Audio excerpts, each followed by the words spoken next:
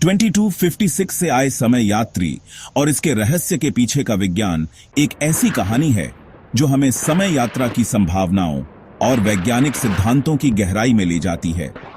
यह एक काल्पनिक विचार नहीं है, बल्कि एक ऐसा विषय है जिस पर वैज्ञानिक और दार्शनिक सालों से बहस करते आए हैं। आज हम इस रोमांचक कहानी को हिंदी में समझेंगे और जानेंगे कि क्या समय यात्रा सचमुच संभव है, और अगर हां, तो इसके पीछे का विज्ञान क्या है। यह एक ऐसा सफर होगा जो हमें अतीत, वर्तमान और भविष्य के बीच की सीमाओं को पार करने की कल्पना करने पर मजबूर करेगा। तो चलिए इस अनोखी यात्रा को शुरू करते हैं और देखते हैं कि क्या कहता है विज्ञान। सबसे पहले यह कहानी शुरू होती है एक नाम से, एंड्रयू कार्लसन। मार्च 2003 में अमेरिका में एक रहस्यमयी शख्स को गिरफ्तार किया गया। उसका दावा था कि वह साल 2256 से समय यात्रा करके आया है। उसने बताया कि उसने सिर्फ $800 से शुरू करके 2 हफ्तों में $350 मिलियन की कमाई की। यह कोई साधारण बात नहीं थी। उसने स्टॉक मार्केट में 126 जोखिम भरे सौदे किए और हर बार जीत हासिल की। अमेरिकी securities and exchange commission SEC को शक हुआ कि यह इनसाइडर ट्रेडिंग का मामला है, लेकिन जब उससे पूछताछ हुई तो उसने जो कहा वह हैरान करने वाला था। उसने दावा किया कि वह भविष्य से आया है और उसे पता था कि कौन से स्टॉक बढ़ेंगे।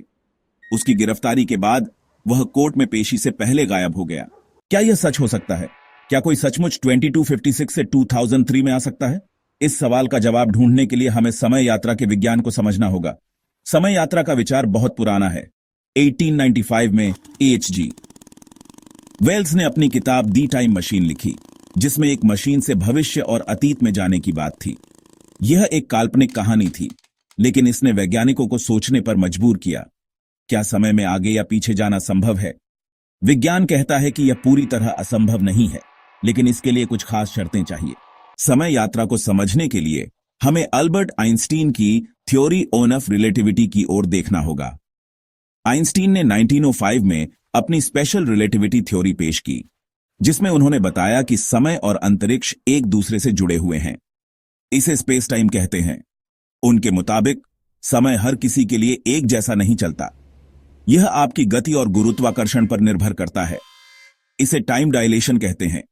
इसका मतलब है कि अगर आप बहुत तेज चलें या किसी बड़े गुरुत्वाकर्षण वाले क्षेत्र में जाएं, तो आपके लिए समय धीमा हो सकता है। एक आसान उदाहरण लें।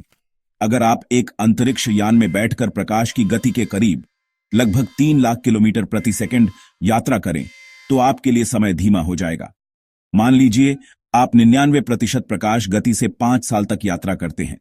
जब आप पृथ्वी पर लौटेंगे तो यहां 50 साल बीत चुके होंगे। आपके लिए 5 साल, लेकिन पृथ्वी पर 50।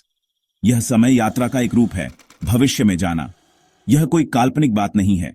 इसे प्रयोगों में भी देखा गया है।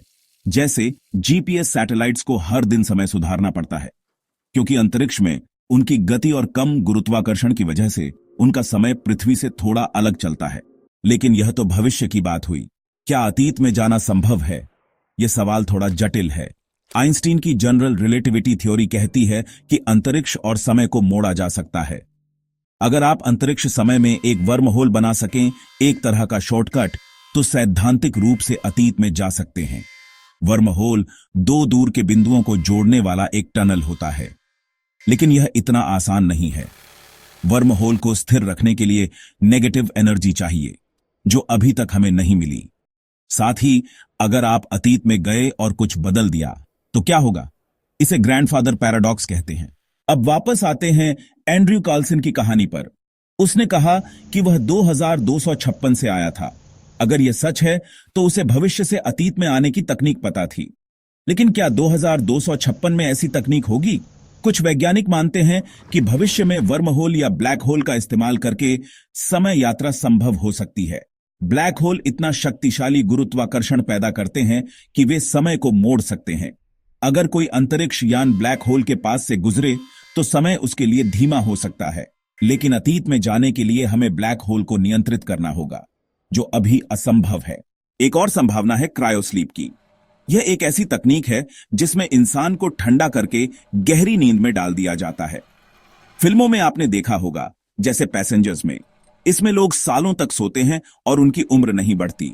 नासा इस पर काम कर रहा है। अगर एंड्रयू ने ऐसा किया हो, 2256 में सोया हो और 2003 में जागा हो, तो यह भविष्य से आने का एक तरीका हो सकता है। क्या यह सब सच हो सकता है या यह सिर्फ एक अफवाह थी? कई लोग मानते हैं कि एंड्रयू कार्लसन की कहानी वीकली वर्ल्ड न्यूज नाम की एक सैटिरिकल मैगजीन ने बनाई थी। यह मैगजीन अजीब और झूठी खबरें छापने के लिए जानी जाती थी, लेकिन फिर भी उसका गायब होना और कोई रिकॉर्ड न मिलना लोगों को सोचने पर मजबूर करता है। क्या वह सच में समय यात्री था या एक चालाक धोखेबाज? विज्ञान अभी तक अतीत में जाने का रास्ता नहीं ढूंढ पाया है, लेकिन भविष्य में जाने की संभावना को नकारा नहीं जा सकता। तो दोस्तों, 2256 से आए समय यात्री की यह कहानी हमें सोचने के लिए बहुत कुछ देती है। क्या समय यात्रा एक दिन सच होगी?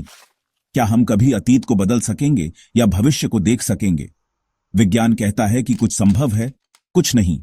अगर आपको यह रहस्य पसंद आया तो अपने विचार हमारे साथ साझा करें। क्या आपको लगता है कि एंड्रयू सच कह रहा था या यह बस एक कहानी थी? कमेंट करें और इस चैनल को सब्सक्राइब करें ताकि आप ऐसे और रहस्यों को जान सकें। अगली बार फिर मिलते हैं एक नई कहानी के साथ।